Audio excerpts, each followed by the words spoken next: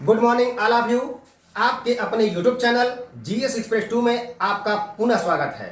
तो आइए हम लोग मध्यकालीन की सीरीज को आगे बढ़ाते हुए आज हम लोग अध्ययन करने वाले हैं तुगलक वंश का।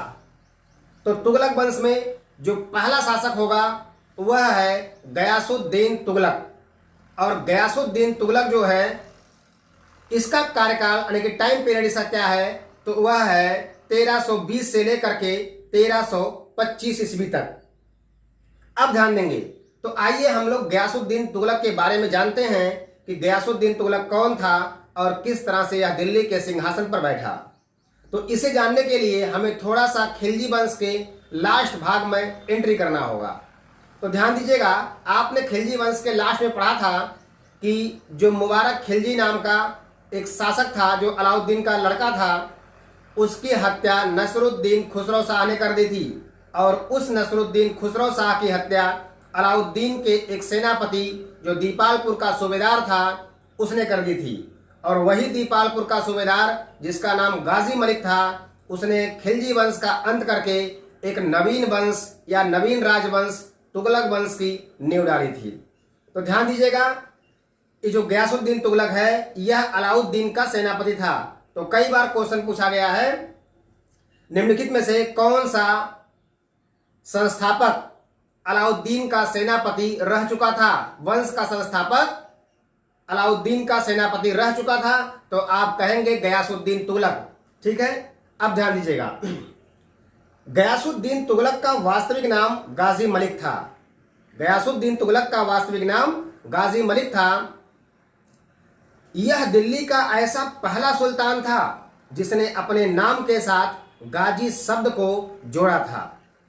दूसरी खास बात कि यह सत्ता पर आसीन होते ही इसने क्या किया, इसने अलाउद्दीन की आर्थिक नीति को बदल डाला। उसके स्थान पर इसने गल्ला बख्शी बटाई व्यवस्था प्रारंभ कर दिया।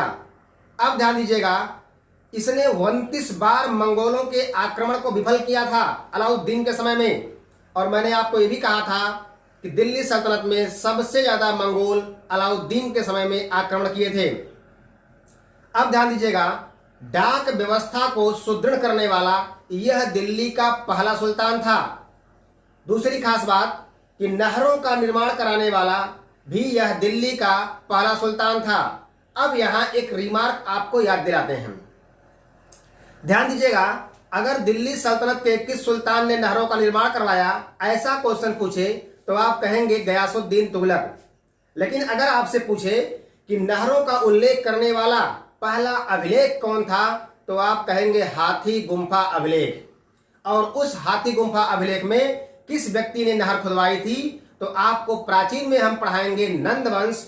और नंद वंश का संस्थापक था महापद्म नंद। उसने जो है कलिंग में नहर खुदवाई थी। और जब कलिंग में नहर खुदवाई थी तो उसी कलिंग के नहर का वर्णन जो है हाथी गुम्फा अभिलेख में मिलता है। और नहरों का अभिलेख प्रस्तुत करने वाला पहला अभिलेख जो है हाथी गुम्फा अभिलेख है। अब ध्यान दीजिएगा, यह जो गयासुद्दीन तुगलक था यह संगीत कला का घोर विरोधी था। यह संगीत कला का घोर विरोधी था।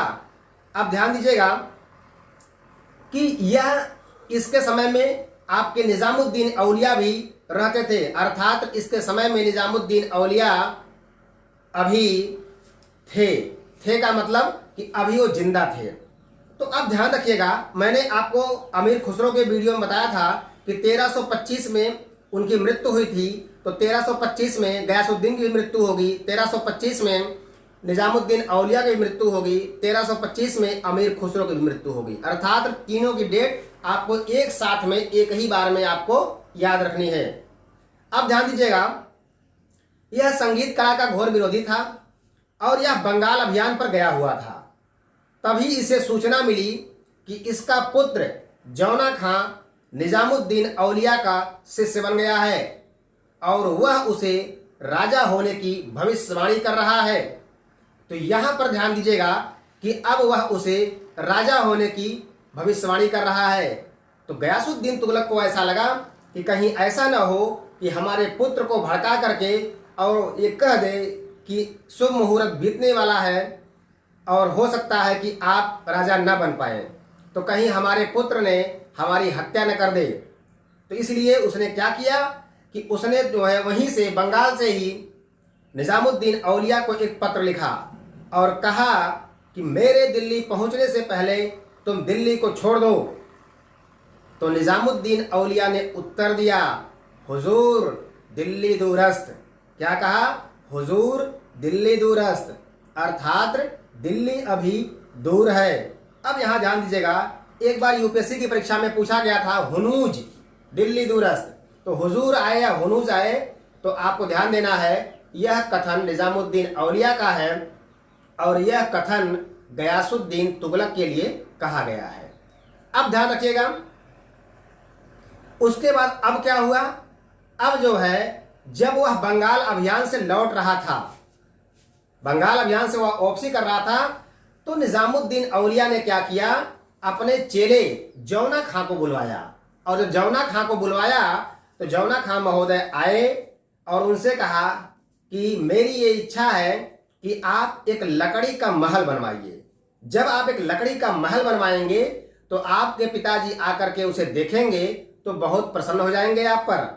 तो भाई चेला था उनका, उसने कहा ठीक है गुरुजी, जब आप कह रहे हैं तो हम आदेश करवा दे रहे हैं, बट मेरा कोई इसमें इंटरेस्ट नहीं है, और यह भी अगर बनेगा तो आपके निर्देशन में बनेगा।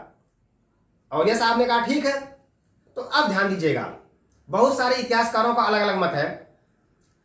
कुछ इतिहासकारों ने कहा कि यह जो महल बनवाया गया यह निजामुद्दीन औलिया की देखरेख में बना था, इसलिए इस महल को इस टाइप से बनाया गया कि जब बाहर उसको ऑपरेट कर दिया जाए तो वह महल पूरी तरह से गिर जाए। अर्थात गयासुद्दीन को मारने के उद्देश्य से ये महल बनाया गया था और लकड़ी का महल था। तो अब ध्यान रखिएगा, यह महल कहाँ बना? तो गयासुद्दीन ने एक शहर बसाया था जिसका नाम सुना होगा आपने, तुगलकाबाद। क्या सुना होगा? तुगलकाबाद सुना होगा। और यह तुगलकाबाद जो है यहीं से 8 किलोमीटर दूर अफगानपुर नामक एक स्थान पर जौना खां के द्वारा लकड़ी का एक महल बनवाया गया। और जब वो महल बन गया तो जब वह बंगाल अभियान से लौट रहे थे तो उनको सूचित किया गया कि आपके पुत्र ने तुगलकाबाद से 8 किलोमीटर दूर अफगानपुर में लकड़ी का एक शानदार महल बनवाया है और इंतजार हो रहा है कि आप आवें और उसका उद्घाटन करें। भाई किसी का पुत्र अगर पहली बार कोई कार्य करेगा तो निश्चित रूप से मन में ये बातें होती हैं कि भाई मेरा लड़का जो है पहली बार कोई कार्य किया है, तो लोग उसको देखने के लिए आतुर हो जाते हैं। फॉर एग्जाम्पल मैं आपको अपने घर में दे रहा हूं कि आप अपने घर में देखिए, आपके घर में जब सबसे छोटा बच्चा, चाहे आपका बेटा हो, चाहे आपके भाई का बेटा हो, चाहे आपके दीदी का बेटा हो, चाहे आपके बुआ का बेटा हो, जब वह आपके घर में रहता है और पहली बार वह स्कूल जाता है तो सब लोग उसके आने के बाद पूछते हैं कि भाई बाबू आज स्कूल गया था क्या? मैम क्या पढ़ाई आपको? तो जो भी आएगा वह उससे पूछेगा, लेकिन जब वह कई दिन स्कूल जाएगा फिर कोई उसे पूछने वाला नहीं है। तो कहने का मतलब कि जब कोई भी बच्चा घर का पहला काम करता है तो सबकी निगाहें उस पर रहती हैं और सबको अति प्रसन्नता होती है। इसलिए गयासुद्दीन महोदय आए और चले गए उसका उद्घाटन करने। और जब उद्घाटन करने चले गए तो ध्यान दीजिएगा, निजामुद्दीन औलिया ने अपने चेले को बुलवाया और कहा कि आपके नमाज पढ़ने का समय हो गया है और आप जाइए और नमाज पहले पढ़ करके आइए और उसके बाद जो है आप यहाँ आइएगा। उसे भेज दिया नमाज पढ़ने के लिए और वह महोदय चले गए नमाज पढ़ने। इधर जो है गयासुद्दीन उस भवन में घुसा और घुसने के बाद हुआ क्या कि वह महल लड़खड़ा कर गिर गया। और जब गिर गया तो इसी में दबकर गयासुद्दीन तुगलक की मृत्यु हो गई। और जब इसी में दबकर गयासुद्दीन तुगलक की मृत्यु हो गई तो यहाँ ध्यान दीजिएगा, जब क्वेश्चन पूछेगा कि गयासुद्दीन तुगलक का मकबरा कहाँ स्थित है तो आप कहेंगे कि तुगलकाबाद में स्थित है। अब ध्यान दीजिएगा, अब हम आते हैं कुछ इसकी स्थापत्य कला पर। किस पर आते हैं? इसकी स्थापत्य कला पर आते हैं। तो इस पर ध्यान रखिएगा, यह है इसकी स्थापत्य कला। अब ध्यान दीजिएगा, स्थापत्य कला में सिर्फ आप ध्यान रखेंगे कि इसने तुगलकाबाद नामक शहर बसाया था। दूसरी चीज ध्यान रखेंगे कि तुगलकाबाद में ही इसने 56 कोट दुर्ग का निर्माण करवाया था।